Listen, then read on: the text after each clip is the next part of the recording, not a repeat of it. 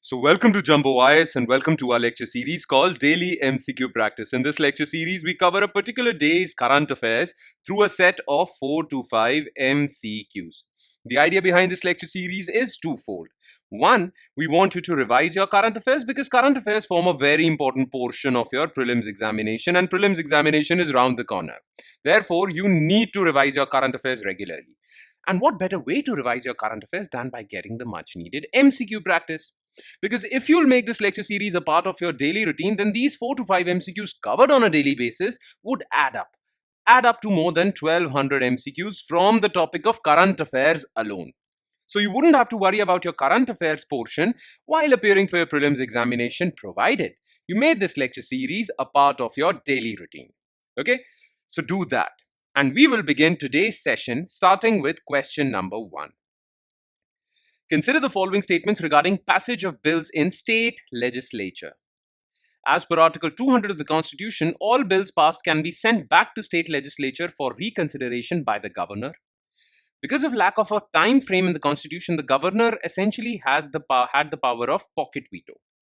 The governor is bound by the aid and advice of Council of Ministers in all cases. Okay, so look. The thing is, like Parliament, state legislatures also have the power to make laws. Now, whenever they make a law, they first pass a bill in their state legislature, and then that bill is sent to the governor of the state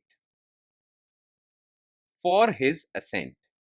Once the governor gives his assent to the bill becomes a law. Now, Article 200 of the Constitution mentions all the scenarios in which the governor can give his assent. So Article 200 says that the governor can give his assent, the governor can withhold his assent. Okay, he might refuse to give his assent. The governor can resend that bill back to the state legislature for reconsideration. Okay, but that is for all other bills except money bills. So money bills are those bills which the governor cannot resend. Apart from money bills, all the other bills can be resent by the governor for reconsideration by the state legislature. Now, if the state legislature passes that bill again, then the governor has to give his assent. Okay. And the fourth scenario is where the governor will reserve the bill for the consideration of President of India. Okay, so these are the 4 scenarios mentioned under Article 200 of the Constitution.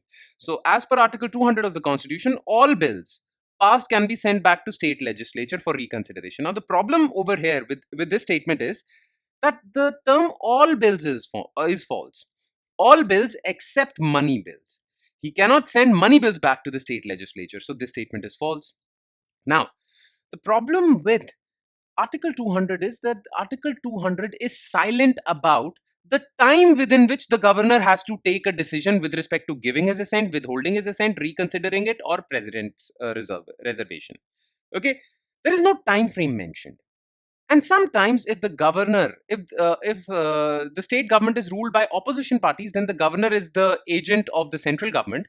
Sometimes, because of a political tussle between two political parties at the center and the states, sometimes governors misuse this provision. Okay, so governors will keep that bill pending with themselves. Let's suppose this happened in Tamil Nadu basically. So Tamil Nadu legislature gave the bills to the governor for his assent. The governor sent those bills back. The state legislature repassed that bill, and now it was mandatory for the governor to give his assent. So governor kept it pending. Because there is no time frame mentioned in Article 200, so therefore governor can keep it pending. He might say that yes, I will give my assent, but in due time. And there is no mandatory time frame. Now this thing is known as pocket veto. Okay, the governor keeps the bill in his pocket and essentially is vetoing it. Okay, is not allowing it to pass. So this part is correct. Now, as per Article 163 of the Constitution, the governor is bound by the aid and advice of the Council of Ministers, elected Council of Ministers. Okay. But Article 163 says that in most of the cases, the governor is bound by the aid and advice of Council of Ministers, but there are certain exceptions in which the governor can take his own decision. His discretion will be there. So not in all cases. All part over here is false. Only one statement is correct. The answer is A. Okay, this is an important question from the perspective of Indian polity. So remember this. Now, question number 2. Which of the following statements is are correct regarding 3D printing? It is a technique of creating 3D objects by layering of materials based on a digital model using subtractive manufacturing. Applications of 3D printing includes prototyping, manufacturing, healthcare, architecture. All types of materials can now be 3D printed on a large scale. Okay, so look, 3D printing, like printing, 2D printing, is basically creating three-dimensional objects, okay, by giving a command on a computer. So you'll create a model of an object, send that model into a computer. The computer will create a digital model and then will create a three-dimensional object. This is 3D printing. Now, the technique used in 3D printing is called additive manufacturing, not subtractive manufacturing. Just remember this part. So 3D printing is additive manufacturing. The entire statement is correct except this subtractive part. So this is false. Now, applications of 3D printing includes prototyping. That means creating test models to test. Okay, you create a test table which you can test whether it can take a load or not. So testing materials. It can be used for manufacturing. It can be used to create prosthetics, okay, stethoscopes, healthcare, architecture also. So these applications are correct. Now, all types of materials can now be 3D printed? No. 3D printing, well, 3D printing can use plastic. It can create plastic materials. It can create all other types of materials. But stainless steel, those materials cannot be 3D printed. So it cannot use all types of materials. Okay. This statement is false. Only 2 is correct. The answer is B. Question number 3. Consider the following statements regarding Niveshak Didi's initiative. It was launched in 2023 by India Post Payment Bank and Investor Education and Protection Fund Authority. IEPFA is a statutory body under Ministry of Finance that ensures investor protection. India Post Payment Bank is 100% owned by central government under Department of Posts. Okay. So look, Niveshak Didi is a initiative for financial inclusion. So it has two purposes: financial inclusion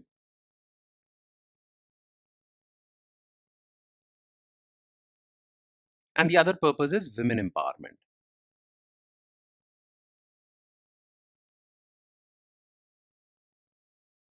Sorry for my bad handwriting, but I hope you understand the point, okay? So what happens in Niveshak Didi initiative is that, well, you recruit influential females in rural and remote areas, you educate them, you give them financial education, and then these women shall be called Niveshak Didis, and they will basically educate the rural masses in remote areas about financial education. They will educate people with respect to how to invest their money, which bank account they should use, how to basically protect yourself from financial frauds, all these things. So financial education shall be provided by these women. So this will involve women empowerment, and because these women, these Niveshak Didis are educating, providing financial inclusion, it also promotes financial inclusion. Now, this scheme was launched in 2023 by India Post Payment Bank and Investor Education and Protection Fund Authority. This part is correct. Now, IEPFA is a statutory body that ensures investor protection. This part is correct. Okay. IEPFA is basically an organization which is a statutory organization. It was created under law of parliament, which basically promotes investor education so that people in India invest safely. Okay. Now, it is a statutory body, but it is not under Ministry of Finance. It is under Ministry of Corporate Affairs, MCA. So because of that, this statement is false. Okay. Now, India Post Payment Bank is a payment bank which is 100% owned by central government and it functions under Department of Post. This part is absolutely correct. Okay. So 1 and 3 only are correct. The answer is C. Question number 4. Consider the following statements regarding Palna scheme. It is a central sector scheme that provides quality crèche services for children aged 6 months to 6 years. It was launched in 2022 as a restructured version of National Crèche Scheme. It operates under the Sambal scheme of sub-scheme of government's Mission Shakti. Okay. So which of the above statements are correct? Now look, Palna scheme is basically a scheme that provides crèche services. Now what are crèches? You should know about this. Okay. You see, crèches are established to support working women. as you all know, that small children, young children require a lot of care. And most of our females cannot go to their jobs because they have to give full-time care to their young children, right? That is why in India, female labor force participation rate is very low because these females have to provide childcare. Now, crutches help these women. So, what happens is whenever these women have to go to their jobs, well, they go to their jobs, let's suppose at 9 o'clock in the morning, they will keep their kids at these crutches. These crutches are professionally managed in childcare.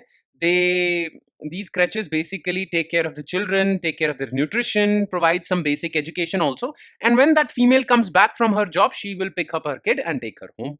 So these are crutches. Now, private institutions provide good crutches, but these private institutions are quite expensive, right? So government wants to help, well, poor working women as well. So government had established National Crutch Scheme. Now that National Crutch Scheme was revamped in 2022 and called Palna Scheme.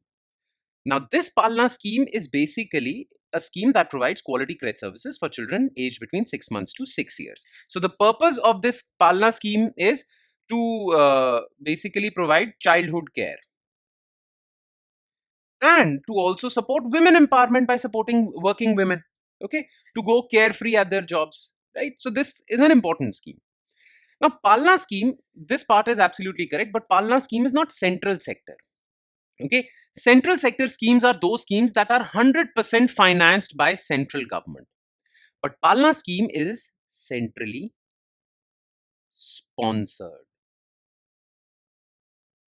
which means the expenditure for this scheme is shared between central government and state governments. Generally, 60% of the expenditure is undertaken by central government and 40% is undertaken by state governments. But in case of northeastern states, well, the ratio is 90 to 10. Okay, 90% central government, 10% state government. Okay, so it's not central sector, it's centrally sponsored. And because of these two words, first statement is false. Now, second statement is absolutely correct. Now, the thing is that government had launched Mission Shakti for women empowerment. Okay, Mission Shakti had two components, Sambhal and Samarthya. I'm sorry, I'll write it clearly. So it has two components, Sambhal and Samarthya. Palna scheme is part of Samarthya, not Sambhal. Okay, Samarthya sub-scheme of government's Mission Shakti. So this is also false.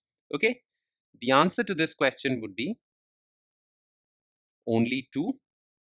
So the answer is B. And last but not the least, this is related to Mission Shakti. It is an initiative launched by Ministry of Women and Child Development that focuses on women's safety and empowerment. It addresses women's issues throughout their life cycle, ensuring they have access to services and support at every stage. Sambal sub-scheme under Mission Shakti focuses on safety and security. Okay, so yes, first statement is absolutely correct. It was launched by Ministry of Women. It addresses women's issues and it has two components. Sambal scheme, basically sub-scheme, focuses on safety of women in the society. Women face a lot of safety and security issues. So Sambal scheme will ensure that. Sambal sub-scheme has many initiatives like Beti Bachao, Beti Padhao, then prevention or basically protecting women against sexual assault, all these things. They are a part of Sambal. And Samarthya scheme basically focuses on women empowerment. Okay, so Palna scheme is part of that. So Sambal scheme focuses on women's safety and security. This is also correct. Okay, the answer is 1, 2 and 3. I'm so sorry. 1, 2 and 3, D. Okay. Yeah. So the answer is D. And with that, we conclude today's session. Thank you so much for watching, everyone. And please make sure that you revise this lecture as well. By revision, I mean you need to spend another 5 to 10 minutes taking a look at written detailed solutions to each and every MCQ discussed above.